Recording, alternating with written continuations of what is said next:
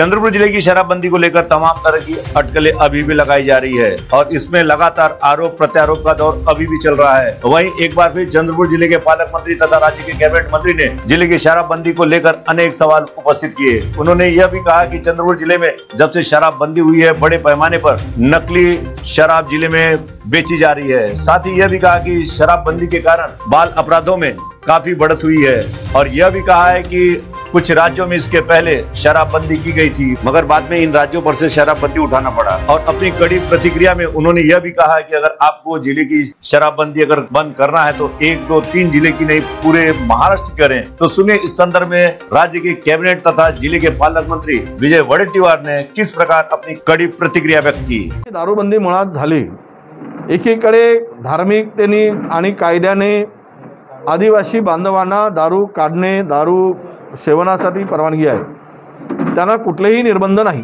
आदिवासी बांधवासाठी। मग दारूबंदी कोणासाठी केली तर गैरआदिवासीसाठी। मग गैरआदिवासीसाठी करत असताना लाखो करोडो रुपये व्यसनमुक्तीसाठी खर्च केले जातात आणि एकीकडे दारूबंदीही केली जाते। त्याचा उपयोग काय?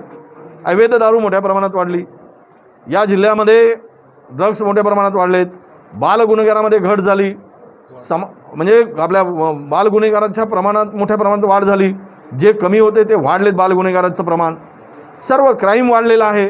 अवैध दारूमुळे कोणाचं भलं होत आहे? डुप्लिकेट दारू येते। लॉकडाऊनच्या काळात आज जो आकडा आहे तो मोठ्या प्रमाणात दारू आल्याचा आकडा आहे जिल्ह्यात। मग याच्यामध्ये फायदा कोणाचा आहे? पोलिसांचे नक्षलवादी विरुद्ध लढत आहेत म्हणून वेळ मिळत नाही आणि ज्यांना वेळ मिळतो ते दारूबंदीच्या पासून फायदे उपटत आहेत, म्हणजे त्यांचं दलाली सुरू झालेली आहे। हे सगळं जर पाहिलं तर कोणत्याही राज्यामध्ये देशामध्ये दारूबंदी सफल झाली का? दारूबंदीमुळे बंदी करणं आणि व्यसनमुक्त करणं हा फरक आहे। या समाजसेवकांनी व्यसनमुक्तीचा ध्यास घ्यावा। बंदी घातल्यानं कुठलाही विषय थांबत नाही। बंदीने आतापर्यंत अनेक राज्यांनी दारूबंदी केली। गुजरातमध्ये धडल्लेसे दारू मिळते ओपन, तेलंगणामध्ये आंध्रामध्ये दारूबंदी केली, सुरू करावी लागली। तामिळनाडूमध्ये दारू सुरू केली, बंद केली होती, सुरू करावी लागली।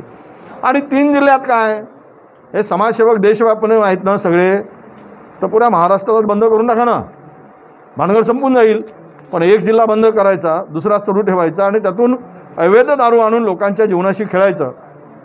तर हे यासाठी म्हणून जिल्ह्यामध्ये मला वाटतं की दारूबंदीचा पुनर्विचार व्हावा या मताचा मी आहे। अनेक लोकप्रतिनिधी आहेत जे निवडणूक लढत नाहीत, त्यांना कळत नाही। लोकांच्या प्रॅक्टिकल विचार करा, प्रॅक्टिकल विचार होण्याची आवश्यकता आहे असं माझं मत आहे। आणि बंदीमुळे आज जर उद्या ज्या निरपराध लोकांचा जीव जातो, मोठ्या प्रमाणात कॅन्सरचे पेशंट वाढलेत, मोठ्या प्रमाणात बिमाऱ्या वाढलेत, पोटाचे विकार वाढलेत, काय झालं? हे सगळा विचार केल्यानंतर या संदर्भामध्ये निर्णय काय होईल त्यासाठी एक समिती गठीत केलेली आहे। या समितीच्या माध्यमातून दारूचे परिणाम, दुष्परिणाम दारूबंदीचे आणि फायदे आणि तोटे यावर ही समिती निष्कर्ष देईल आणि त्यानंतर पुढचा निर्णय राज्य सरकार करेल।